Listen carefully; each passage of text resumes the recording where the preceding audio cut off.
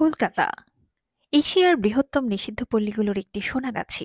এখানে হাজারো নারী প্রতিদিন লড়ছেন বাঁচার জন্য, বাঁচিয়ে রাখার জন্য পরিবারকে।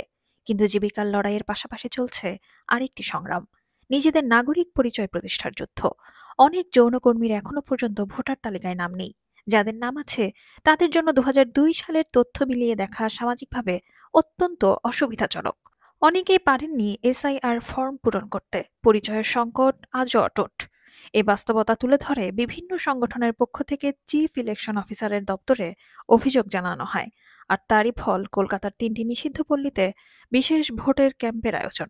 সোনাগাছি, বংশদ্রোণী এবং গার্ডেন রিচে নির্বাচন কমিশনের উদ্যোগে শুরু হয়েছে বিশেষ ক্যাম্প, যেখানে উপস্থিত ছিলেন CEO, additional CEO, DEO, ERO এবং বিএলওরা।